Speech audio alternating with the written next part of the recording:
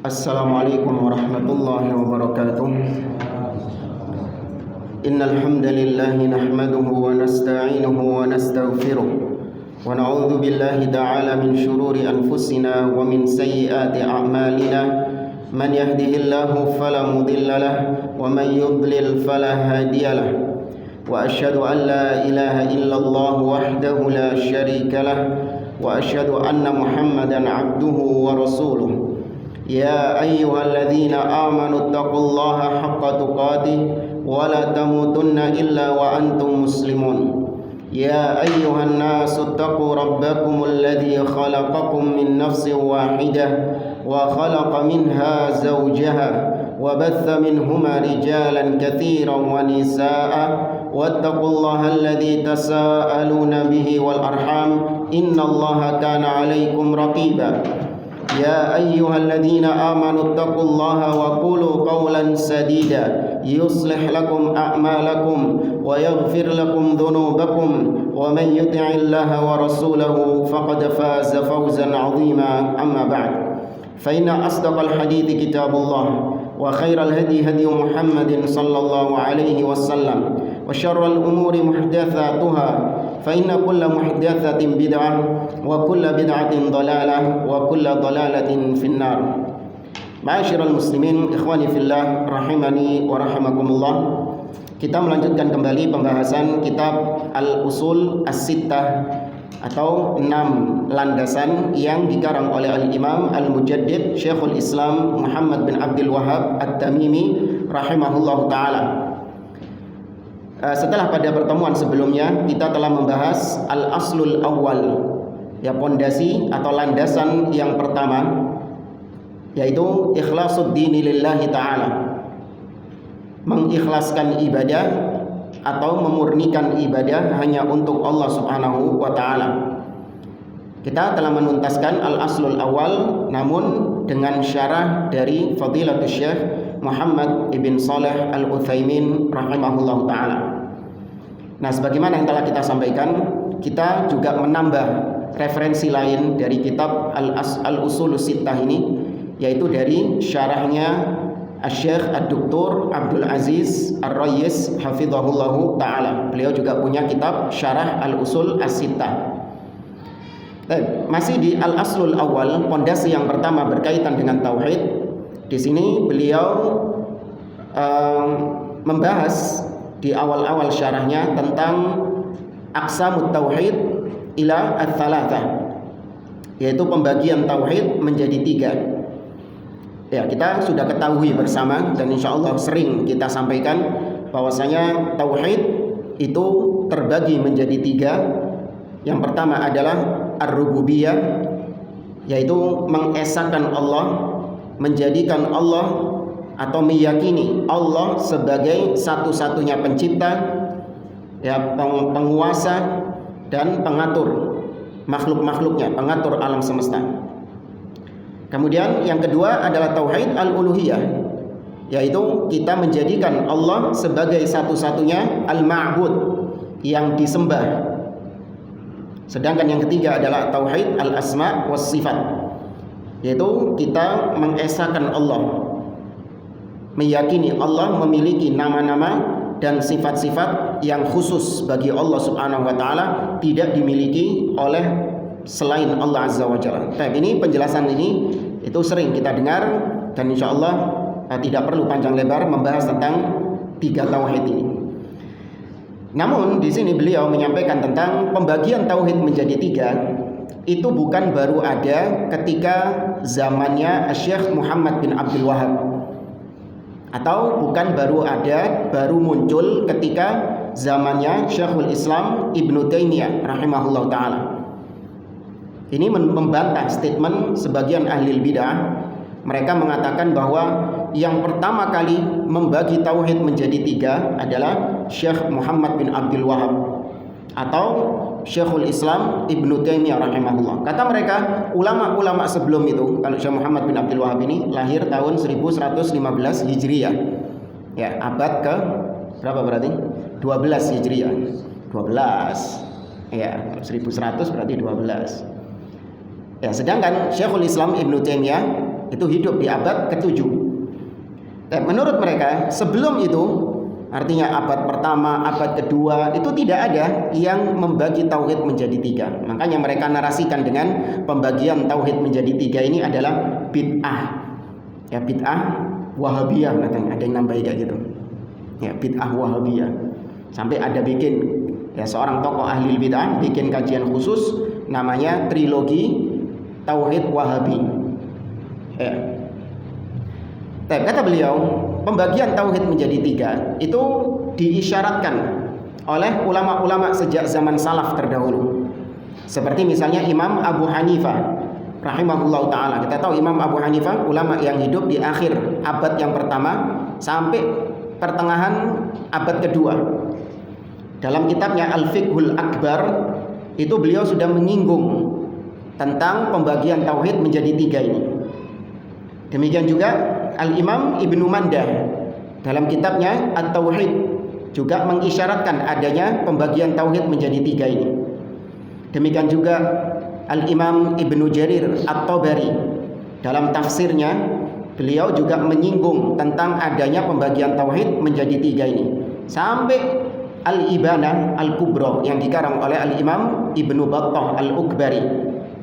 Ya, beliau juga mengisyaratkan adanya pembagian tauhid menjadi 3 ini. Itu ulama-ulama yang kita sebutkan tadi, Imam Abu Hanifah, Ibnu Mandah, At-Tabari, ya kemudian Ibnu Battah. Mereka semua sebelum zamannya Syekhul Islam Ibnu Taimiyah.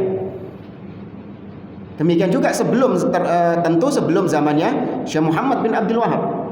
Tapi sudah didapati mereka membagi tauhid menjadi 3 ini.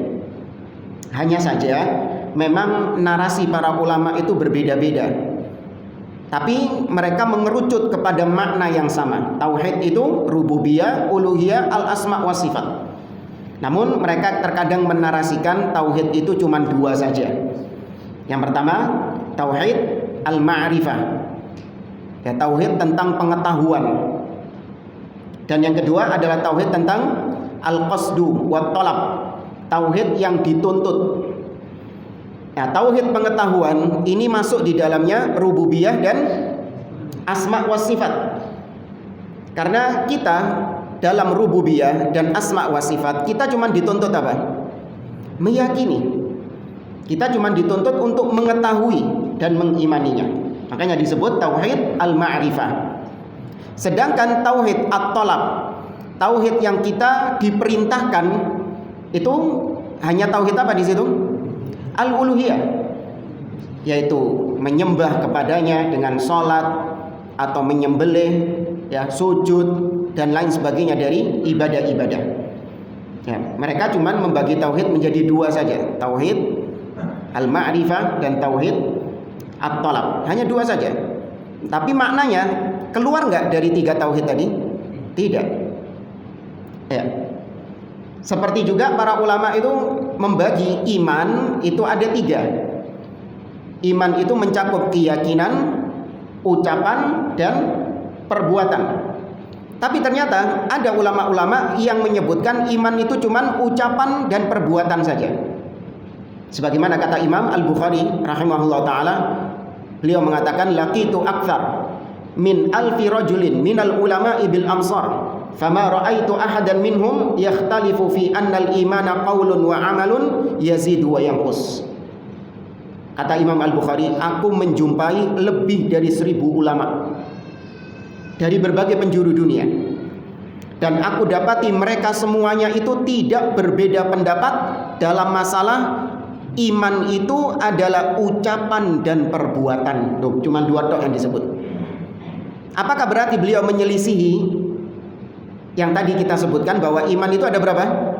3? Ternyata tidak. Yang dimaksud ucapan dan perbuatan maknanya adalah ucapan lisan dan ucapan hati. Ya, qaulul lisan wa qaulul qalbi. Demikian juga dengan amalan. Amalan itu ada amalan hati dan ada amalan perbuatan anggota badan. Tuh, keluar dari 3 tadi nggak? Tidak. Ya. Maka banyak narasi dari para ulama tentang tauhid itu dibagi 2, tauhid dibagi 3, ya, ada lebih daripada itu mungkin, wallahu a'lam. Namun intinya tauhid dibagi menjadi 3 ini dalam rangka untuk memudahkan kaum muslimin memetakan mana tauhid yang kita dituntut oleh Allah Azza wa Jalla untuk kita mengesahkan Allah di situ. Nah, kemudian kata beliau bahwa pembagian tauhid menjadi 3 memang tidak ada dalilnya. Ya, memang tidak ada dalilnya. Makanya ini yang digembor-gemborkan oleh ahli bidah. Mereka mengatakan pembagian tauhid menjadi 3 itu bid'ah, kata mereka. Karena Nabi nggak pernah mengatakan at-tauhid yang qasimu ila thalathati aqsam. Tauhid dibagi menjadi 3. Itu Nabi nggak pernah berucap seperti itu. Allah juga nggak pernah berfirman tauhid dibagi menjadi 3. Iya, kita akui itu memang tidak ada firman Allah ataupun sabda Nabi yang secara sharih, ya, ingat ya di sini ya, secara terang-terangan membagi tauhid menjadi 3 memang tidak ada. Tapi kalau kita meneliti, menelaah ayat-ayat yang ada di dalam Al-Quran dan juga hadis-hadis Nabi SAW yang sahih, maka kita dapati tauhid yang dibicarakan di situ tidak lepas dari 3 model tadi. Ya. Mau dinamakan tauhid rububiyah, mau dinamakan tauhid apapun, sakarmu, terserah. Yang penting kalau Anda membaca Al-Quran, membaca hadis, kalau Anda memang menelitinya, Anda akan mendapati tauhid yang Allah bicarakan dan yang Nabi bicarakan itu tidak lepas dari 3 model tadi. Ini namanya disebut dengan dalil istiqra. Ya, ini disebut dengan dalil istiqra. Ya, dalil istiqra itu adalah penelitian. Setelah meneliti kemudian disimpulkan. Nah, kesimpulan ini dari apa? Ya dari dalil tadi. Tidak memunculkan sesuatu yang baru, enggak. Istiqra itu, penelitian itu hanya menyimpulkan apa yang ada di dalam dalil. Ya, hanya menyimpulkan apa yang ada di dalam dalil. Tidak membuat sesuatu yang baru, enggak. Memunculkan sesuatu yang baru, tidak. Seperti misalnya para an-nuhat. Ya, nuhat ini ahli nahwu. Ya, ahli nahwu, ya, bahasa Arab ya, nahwu bahasa Arab. Mereka membagi kalimat dalam bahasa Arab itu menjadi 3. Kalimat dalam bahasa Arab itu dibagi menjadi 3. Apa saja? Al-ismu, isim, al-fi'il dan al-huruf. Ya, harf. Ada kata kerja, ada kata benda, dan ada huruf. Ya, huruf artinya kata sambung ya. Ila, an, ala, bi, dan seterusnya. Bahasa Arab tidak keluar dari 3 ini. Kalau enggak kata kerja, kalau enggak kata benda, isim, kalau enggak huruf, kata sambung. Ada yang lebih dari itu? Ada model baru enggak? Taib. Memang tidak ada. Orang-orang Arab dahulu di zaman Quraisy itu, sebelum munculnya ilmu nahwu itu, memang nggak ada yang mengatakan kalimat itu terbagi menjadi 3. Itu nggak ada. Karena ilmu nahwu ini baru muncul setelah Nabi SAW, para ulama baru meneliti bahasa Arab ini. Kemudian setelah diteliti, ya, maka disimpulkan dari kalamnya orang-orang Arab ini, disimpulkan bahwa kalimat dalam bahasa Arab tidak lepas dari 3 tadi. Itu yang ditegaskan oleh Ibnu Hisham di dalam kitabnya Qatrun Nada. Ya, kitab Nahwu Qatrun Nada. Beliau menyebutkan tentang hal tersebut. Maka tidak memunculkan sesuatu yang baru. Ibarat seperti misalnya ya, kalau di ruangan ini saya teliti orang-orangnya. Ya, tak teliti sama saya. Nah, setelah penelitian maka saya simpulkan jamaah yang hadir pengajian di Musalla Al-Azhar ini saya bagi menjadi 3. Yang pertama, anak-anak muda. Yang kedua, orang-orang dewasa. Dan yang ketiga, asyuyukh, orang-orang tua. Ya, saya bagi menjadi 3. Apakah ini sesuatu yang baru? Saya memunculkan sesuatu yang baru? Tidak. Saya hanya menceritakan waqi', kenyataan yang ada, realita yang ada, memang jamaah masjid ini 3 model tadi enggak? Iya. Kenyataannya memang demikian. Maka untuk memudahkan pemetaan, maka saya bagi menjadi 3 tadi. Saya hanya mengabarkan saja. Saya tidak memunculkan sesuatu yang baru. Ya. Baik, maka dengan demikian pembagian tauhid menjadi 3 itu dalilnya istiqra'. Kalaupun mau dipaksakan, kalau mereka menuntut dalil, mana dalilnya tauhid dibagi menjadi 3, maka banyak. Ya, yang paling simpelnya itu adalah firman Allah di dalam surah Maryam ayat yang ke-65. Ya, kalau nggak salah ayat 65. Allah mengatakan Rabbus samawati wal ard wa ma bainahuma fa'budhu wastabir li'ibadatihi hal ta'lamu lahu samiyya. Kata Allah, Rabbus samawati wal ard. Dialah Allah Rabb, pemilik, pencipta, penguasa langit dan bumi. Wa ma bainahuma, dan apa yang ada di antara keduanya. Tauhid apa ini? Rububiyah, jelas menyebutkan kata-kata Rabb. Kemudian fa'budhu, maka sembahlah dia, beribadalah hanya kepadanya. Wastabir li'ibadatihi, dan bersabarlah kalian dalam beribadah kepadanya. Tauhid al-uluhiyah. Hal ta'lamu lahu samiyya, apakah kau tahu ada yang sama, ada yang setara dengan Allah Subhanahu wa taala? Tauhid al-asma wa sifat. Ya, cuman tetap ditolak sama mereka. Mereka nuntutnya ada kalimat rububiyah, uluhiyah, al-asma wa sifat. Nah, sampai kiamat enggak bakal ketemu. Ya. Baik. Demikian juga sama seperti misalnya fikih. Nah, ini ahli bid'ah ini berpegang dengan fikih-fikih para ulama, para al-a'immah al-arba'ah, para imam-imam yang 4. Ya, mereka berpegang dengan itu. Kalau mereka belajar fikih, tentu mereka akan mengetahui pembagian ulama, ya, para fuqaha ahli fikih, pembagian hukum fikih menjadi 5. Apa saja? Wajib, sunnah atau mandub, kemudian mubah, makruh, dan haram. Ya, pembagian hukum fikih menjadi 5 ini ada dalilnya. Nabi pernah berucap tentang pembagian fikih menjadi 5 ini? Tidak pernah. Ya, tapi apakah itu bid'ah? Tidak. Itu sekali lagi hanya untuk memudahkan kaum muslimin untuk memetakan mana perintah yang wajib, mana perintah yang sunnah, ya, mana yang mubah, mana yang makruh, dan mana yang haram. Hanya untuk memetakan. Nah, ini jasanya besar para ulama. Ya, baik. Nah, kata beliau juga, wa hadha taqsim yughdabu du'at asy-syirki min as-sufiyah war-rafidah wa adna bahuma. Pembagian tauhid menjadi 3 ini membuat murka orang-orang ahli bid'ah dari kalangan sufi atau syiah rafidah atau yang mengekor kepada mereka. Ya, kepanasan mereka kalau dibahas pembagian tauhid menjadi 3 ini kobong. Kenapa sih? Padahal kenapa kira-kira kok mereka kebakaran gitu kalau ada yang menyampaikan tauhid menjadi 3? Karena tidak lain tidak bukan, kalau tauhid dibagi menjadi 3 dan itu terus disampaikan kepada kaum muslimin, ini mereka punya lapak ini nanti bakalan tutup. Paham ya, Mas?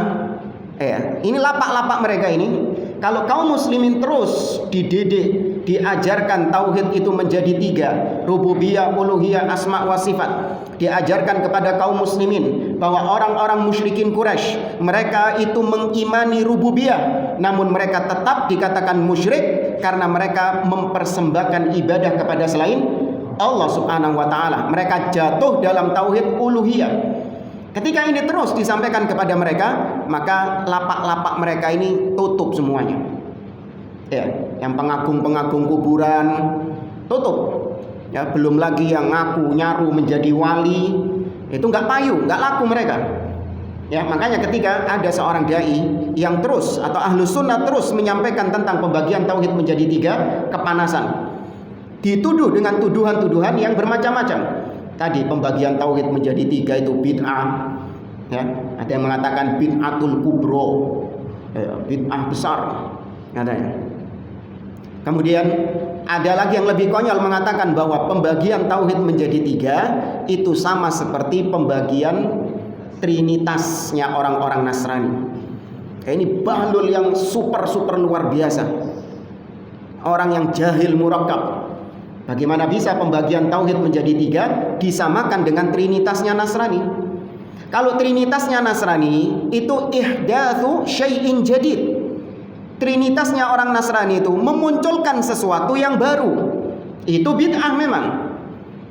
Kenapa sesuatu yang baru? Karena zat Allah subhanahu wa ta'ala dibagi sama mereka menjadi 3. Ya, pribadinya Allah itu yang dibagi menjadi 3. Apa saja? Bapa, Putra, Roh Kudus. Itu zatnya Allah yang dibagi menjadi 3. Sedangkan tauhid dibagi menjadi, apakah kita membagi zatnya Allah? Allah tetap dia. Tidak kita bagi. Ya, ini kekonyolan ahli bid'ah menuduh tanpa hak. Kemudian jamaah rahimani wa rahimakumullah. Pembahasan berikutnya kata Syekh Abdul Aziz Ar-Rayis, Al-Imam Ibnu Battah rahimahullah dalam kitabnya Al-Ibanah Al-Kubra, beliau menyebutkan bahwa kenapa para salafus soleh dahulu, para sahabat, ya para tabi'in dan orang-orang setelahnya, kalau kita membaca sirah mereka itu kok jarang berbicara tentang tauhid uluhiyah. Kenapa? Yang banyak itu mereka berbicara tentang apa? Tauhid apa? Al-asma' was sifat. Ya, kenapa? Bukan nggak ada tauhid uluhiyah, mereka berbicara tentang tauhid uluhiyah, tapi tidak sebanyak tauhid al-asma' was sifat yang dibicarakan sama mereka. Kenapa? Karena yang sedang marak di situ penyimpangan dalam al-asma' was sifat. Ya, di zaman-zaman itu lagi ngetren-ngetrennya muncul firqah Jahmiyah, Mu'tazilah, ya, disusul kemudian pengekor-pengekor mereka seperti Kullabiyah, Asy'ariyah, Maturidiyah. Itu penyimpangan-penyimpangan dalam asma wa sifat. Makanya kalau kita membaca sirah para salaf, kita dapati ucapan-ucapan mereka itu lebih banyak tauhid asma wa sifat daripada tauhid al-uluhiyah, tauhid uluhiyah. Itu alasannya kenapa demikian. Kemudian pembahasan berikutnya, Allah subhanahu wa ta'ala di dalam Al-Quran itu sering gak menyebutkan tentang rububiyah, bahwa Allah menciptakan ini, Allah menguasai ini, Allah yang mengatur ini. Anda dapati gak itu di dalam Al-Quran? Ya, berarti Allah menyebutkan tauhid rububiyah di dalam Al-Quran. Apa tujuannya Allah itu menyebutkan tauhid rububiyah di dalam Al-Quran? Maka kata beliau, tujuan Allah menyebutkan tauhid rububiyah di dalam Al-Quran itu 2. Yang pertama adalah liilzami tauhid al-uluhiyah. Allah menyebutkan rububiyah untuk supaya konsekuensinya itu adalah tauhid uluhiyah. Ya, kalau disebutkan rububiyah, maka konsekuensinya tauhid al-uluhiyah. Itu sudah satu paket itu. Makanya Allah Azza wa Jalla ketika memerintahkan manusia untuk beribadah kepadanya, dan itu perintah pertama di dalam Al-Quran. Ya, yang pernah kita sampaikan, kalau Anda buka mushaf, buka Quran, mulai Al-Fatihah, Al-Baqarah halaman pertama, Alif Lam Mim dzalikal kitabul la raiba fi. Kemudian halaman kedua, Innal ladzina kafaru sawa'un 'alaihim. Anda tidak akan mendapati ada kalimat perintah di situ. Tidak ada kalimat perintah dari Allah. Dan juga tidak ada larangan apapun dari Allah Subhanahu wa taala. Nah, baru kemudian di halaman yang ke-4. Halaman yang keempat itu ada perintah sekaligus larangan yang pertama di dalam Al-Qur'an. Ya, tepatnya di ayat yang ke-21. Allah mengatakan, "Ya ayyuhan nas," yang dipanggil seluruh manusia. Karena kewajiban tauhid itu bukan hanya orang-orang yang beriman, tapi semua manusia wajib menyembah Allah Azza wa Jalla. Ya ayyuhan nasu a'budu rabbakumul ladzi khalaqakum wal ladzina min qablikum la'allakum tattaqun. Wahai sekalian manusia, u'budu, sembahlah, beribadahlah, nyembah kepada siapa? Rabb kalian. Nah, ini disebutkan tauhid apa ini? Ya, perintahnya itu uluhiyah. Tapi Allah menyebutkan dengan kata-kata Rabbakum. Itu rububiyah. Allah tampakkan rububiyah di situ. Apalagi dipertegas dengan alladzi khalaqakum, yang telah menciptakan kalian. Tuh, apa itu? Rububiyah. Walladzina min qablikum la'allakum tattaqun. Apalagi kalau Anda baca ayat setelahnya, alladzi ja'alal arda firasya was samaa binaa wa anzala minas samai ma'an fa akhraja bihi minats thamarati rizqan lakum. Itu tauhid apa semuanya? Hah? Alladzi ja'ala lakumul arda firasya, yang telah menjadikan bagi kalian bumi ini hamparan, was samaa binaa, dan langit itu sebagai atap yang tinggi, bangunan yang tinggi, atap yang menutup kalian. Wa anzala minas samaa'i ma'a, dan menurunkan dari langit itu hujan air kepada kalian. Kemudian Allah tumbuhkan tumbuh-tumbuhan dari situ sebagai rizki atas kalian. Loh, tauhid apa itu? Rububiyah. Ya, bukan uluhiyah tadi, itu tauhid rububiyah. Maka tauhid rububiyah itu disebutkan oleh Allah Subhanahu wa taala tujuannya supaya orang-orang itu menyembah hanya kepada Allah.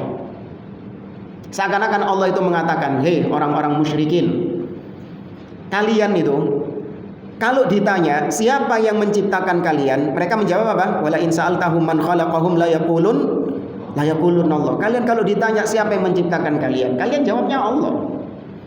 Kalau kalian ditanya siapa yang ngasih kalian rizki, jawabnya Allah.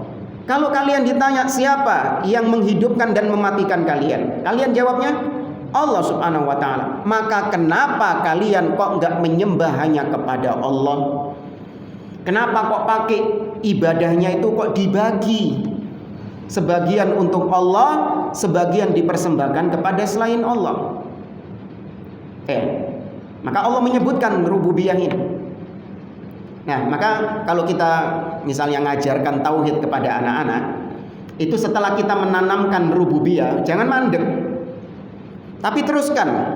Nah, kalau kau mengetahui, kalau kau sudah tahu bahwa matahari ini yang menciptakan Allah, gunung itu yang menciptakan Allah, ya tumbuh-tumbuhan ini yang menciptakan Allah, ya kemudian binatang-binatang ini juga Allah yang menciptakan.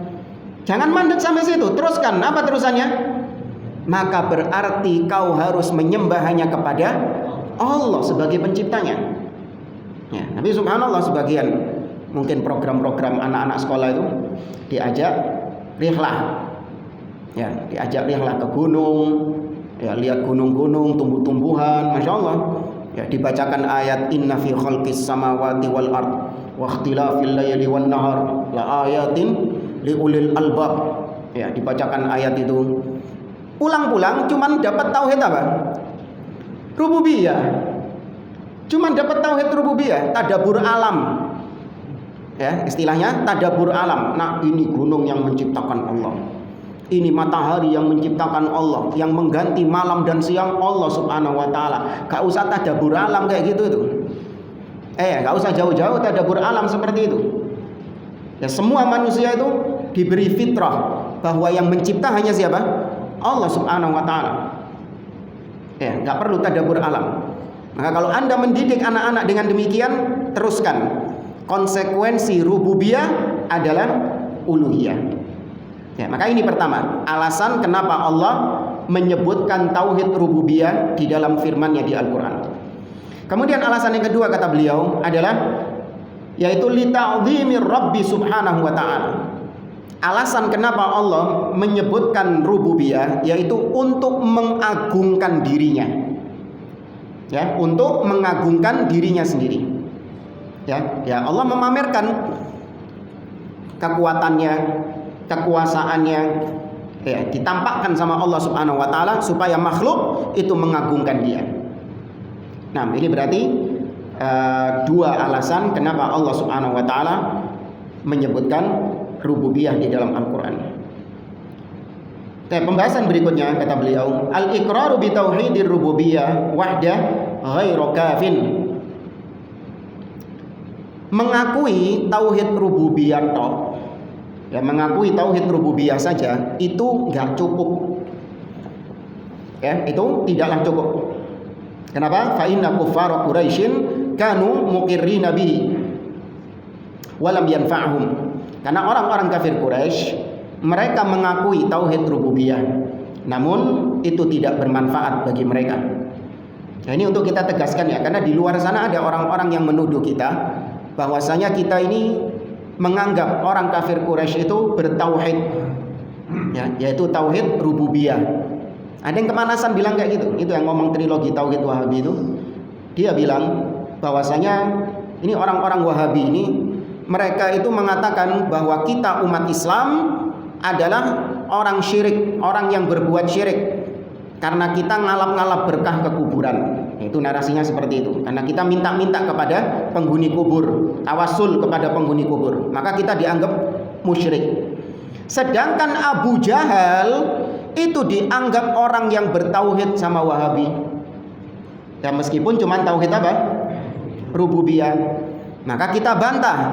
Kita mengatakan bahwa kaum muslimin yang jatuh dalam kesyirikan memang perbuatannya syirik. Namun orang perorangannya kita kafirkan enggak? Tidak.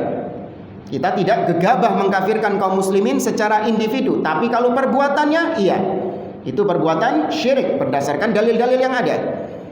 Adapun Abu Jahal CS, iya, kita mengatakan bahwasanya mereka mengimani tauhid rububiyah, namun status mereka tetap apa? Musyrik. Nggak pernah kita mengatakan mereka ini muwahhid, ya, muwahhid rububiyah, nggak pernah. Mereka musyrik. Kenapa? Karena keimanan mereka terhadap rububiyah bermanfaat nggak? Tidak bermanfaat. Ya, sebagaimana banyak dalil-dalil yang menyebutkan tentang hal tersebut. Di sini kata beliau, Allah berfirman dalam surah Luqman ayat yang ke-25, kata Allah, "Wala in sa'altahum man khalaqahum man khalaqas samawati wal ard la yaqulunna Allah." Apabila engkau bertanya kepada mereka, yaitu kepada orang-orang musyrikin Quraisy, siapa yang menciptakan langit dan bumi? Tauhid apa ini? Rububiyah. Maka pasti mereka akan mengatakan Allah yang menciptakannya. Baik. Maka berarti hanya sekedar meyakini rububiyah itu tidak bermanfaat. Karena seandainya iman terhadap rububiyah itu cukup, nggak perlu uluhiyah, nggak perlu asma wa sifat, maka orang-orang kafir Quraisy tentu sudah menjadi orang muslim. Ya, tentu mereka akan menjadi orang muslim. Kemudian pembahasan berikutnya yaitu tentang makna kalimat tauhid la ilaha illallah.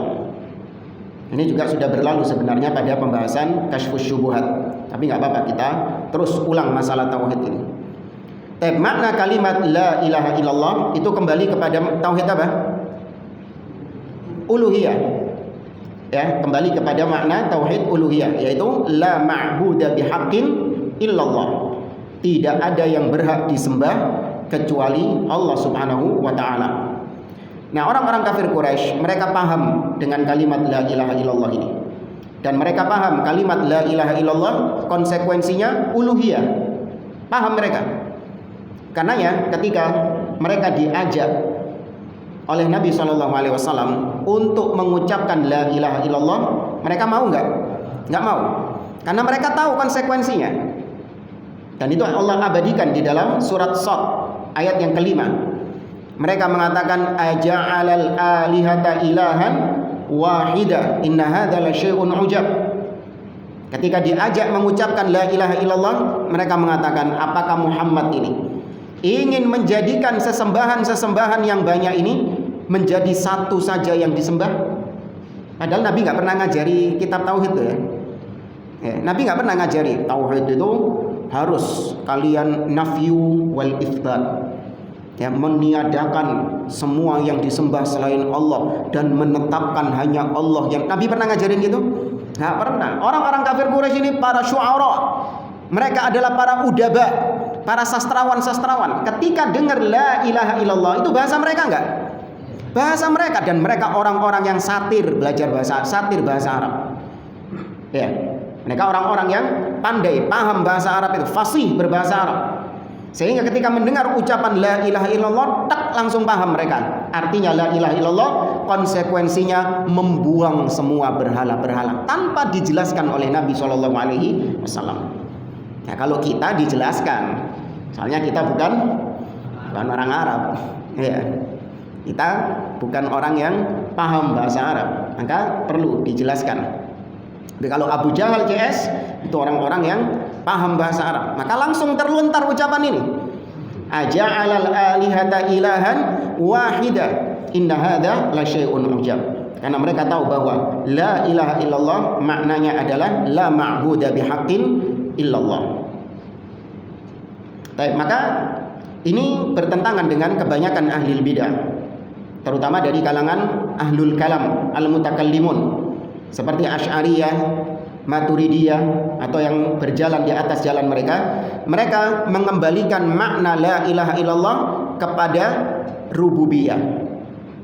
Ya, kata mereka la ilaha illallah itu artinya la qadira 'alal ikhtira' illallah. Tidak ada yang mampu untuk mencipta kecuali Allah Subhanahu wa taala. Ini tauhid apa ini? Rububiyah. Ya, orang-orang Asy'ariyah mengembalikan makna la ilaha illallah kepada tauhid rububiyah. Adapun Ahlus Sunnah mereka mengimani tauhid, mengimani la ilaha illallah sebagai tauhid al-uluhiyah.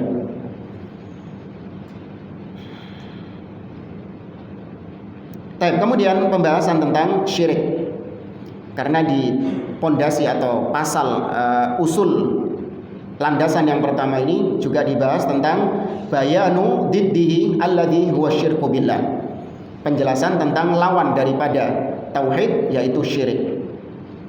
Syirik kata beliau wa huwa a'dhamu dzanbin yuqsallahu bih. Syirik adalah dosa yang paling besar yang Allah dimaksiati, didurhakai dengan dosa tersebut. Nah, jadi dosa itu mendurhakai Allah. Nah, kedurhakaan kepada Allah yang paling besar adalah syirik kepada Allah Azza wa Jalla. Apa itu syirik? Syirik maknanya adalah taswiyatu ghairillahi billah fi syai'in min khasaisillah. Ya, syirik itu artinya adalah engkau menyamakan Allah dengan selain Allah pada perkara-perkara yang menjadi kekhususan Allah Subhanahu wa taala. Ya, saya ulangi, syirik itu maknanya adalah engkau menyamakan Allah dengan selain Allah pada perkara-perkara yang menjadi kekhususan Allah. Artinya cuman Allah tok yang harusnya boleh di situ.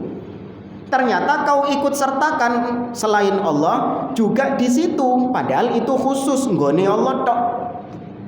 Maka ketika kau seperti itu, jatuhlah kau dalam perkara syirik. Nah, kekhususan Allah ini apa? Yang menjadi kekhususan Allah itu apa? Rububiyah, uluhiyah, al-asma wa sifat. Itu kekhususan Allah Subhanahu wa taala. Makhluk enggak boleh ada serikat di situ. Ya, makhluk siapapun dia, mau malaikat, mau para nabi, para rasul, bahkan Nabi Muhammad SAW gak oleh melok-melok di dalam tiga perkara tadi, rububiyah, uluhiyah, al-asma wa sifat. Tidak boleh, karena itu menjadi kekhususan Allah Azza wa Jalla.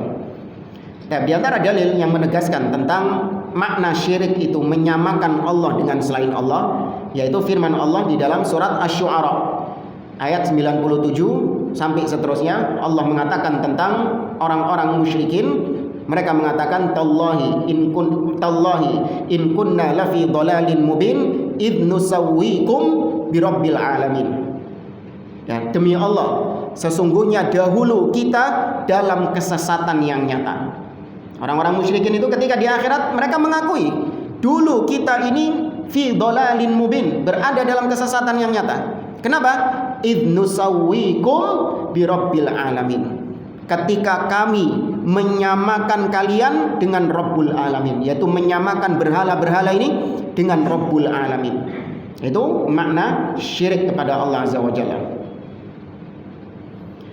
Allah juga mengatakan fala taj'alu lillahi andada wa antum ta'lamun. Itu lanjutan ayat yang kita bahas tadi, surat Al-Baqarah ayat 22. Ya, maka janganlah kalian menjadikan andad. Ya, andad maknanya adalah musawin. yaitu yang serupa, yang setara, sebanding dengan Allah Azza wa Jalla. Dan kemudian di antara kekhususan Allah juga adalah al-ibadah. Ya, ibadah adalah kekhususan Allah Subhanahu wa taala. Sebagaimana Allah berfirman dalam surat Al-Isra, kata Allah, "Wa qadha rabbuka alla ta'budu illa iyyah." Dan Rabbmu telah mewajibkan. Ya, qadha artinya aujabah. Atau qadha artinya adalah wassa, mewasiatkan, atau aujabah, mewajibkan bahwasanya alla ta'budu illallah. Didahulukan nafyu, didahulukan penafian. Jangan kalian beribadah, jangan kalian menyembah. Ini bentuk apa? Penafian, nafyu. Kemudian ditetapkan isbat, illallah. Ya. Wa qadha rabbuka alla ta'budu illa iyyahu, kecuali kepada Dia saja. Nah, itu namanya isbat. Nah, mirip dengan kalimat la ilaha illallah. La ilaha itu bentuk apa? Nafyu, penafian. Tidak ada yang berhak disembah. Baru kemudian illallah, kecuali Allah, itu isbat, penetapan hanya Allah yang berhak untuk disembah. Allah juga berfirman, iyyaka na'bud wa iyyaka nasta'in. Ya, kepadamulah, hanya kepadamulah kami menyembah dan hanya kepadamulah kami memohon pertolongan. Ya, ini pernah kita bahas ya? Apa belum? Kenapa maf'ul didahulukan di dalam kalimat iyyaka na'bud wa iyyaka nasta'in? Kenapa objeknya kok ditaruh di depan? Kalau dalam bahasa Arab formal, ya, bahasa Arab sehari-hari itu harusnya itu susunannya na'buduka wa nasta'inuka. Harusnya gitu. Kami menyembahmu dan kami meminta kepadamu pertolongan. Harusnya kayak gitu. Na'buduka wa nasta'inuka. Tapi kenapa ka? Ka ini artinya apa sih? Mu. Ya kan? Mu. Kenapa ka-nya ditaruh di depan? Menjadi iyyaka. Ya, iya itu kalimat tambahan saja. Harusnya ka na'budu, ka nasta'in. Harusnya gitu, cuman enggak enak. Maka ditambahi kalimat iya. Iyyaka na'bud wa iyyaka nasta'in. Kenapa kok ditaruh di depan? Ya, Bang? Apa, Bang? Enggak ada? Iya, untuk membatasi. Ya, untuk membatasi, lil hasr, membatasi bahwa ibadah hanya kepada Allah dan minta pertolongan hanya kepada Allah. Itu dalam bahasa Arab didahulukannya maf'ul di depan itu mengandung pengertian al-hasr, pembatasan. Makanya kalau diterjemahkan muncul kalimat hanya. Ya enggak? Kalau diterjemahkan itu muncul kalimat hanya. Hanya kepadamu kami menyembah dan hanya kepadamu kami meminta pertolongan. Baik, itu berkaitan dengan iyyaka na'bud wa iyyaka nasta'in. Antum kalau bilang ke istri, bilangnya gimana? Uhibbuki atau iyyaki uhibbu? Uhibbuki, bukan iyyaki uhibbu. Kenapa kok uhibbuki? Iya, kalau bilang uhibbuki berarti tidak menafikan ada yang dicintai selain istri, kan gitu. Tapi kalau dikedepankan iyyaki uhibbu, hanya kepadamu aku mencintai, nah ini berarti menutup. Kalau Rabi mana? Iya, karena cuman ya lil hasr, untuk menutup celah, yang dicintai cuman istri saja. Ya, tapi kalau mengatakan uhibbuki, aku mencintaimu, nah ini berarti iya kau memang aku cintai. Tapi masih ada di luar sana yang ya, maka demikian juga kalau kita mengatakan na'buduka, kami menyembahmu, iya kami menyembahmu ya Allah. Tapi ternyata selain menyembah kepadamu, kami juga menyembah kepada yang lain. Maka didahulukan maf'ulnya. Iyyaka na'bud, berarti menutup semua pintu peribadahan kepada selain Allah Subhanahu wa taala, hanya Allah satu-satunya yang disembah. Anak kira ini yang bisa kita sampaikan. Insyaallah masih banyak pembahasan-pembahasan tentang tauhid yang dibawakan oleh Syekh Abdul Aziz Ar-Rayis hafizahullah taala. Ini kita bahas pada pertemuan berikutnya. Wallahu taala a'lam. Subhanakallahumma wa bihamdik asyhadu an la ilaha illa anta astaghfiruka wa atubu ilaik. Wa akhiru da'wana alhamdulillahi rabbil alamin. Wassalamualaikum warahmatullahi wabarakatuh.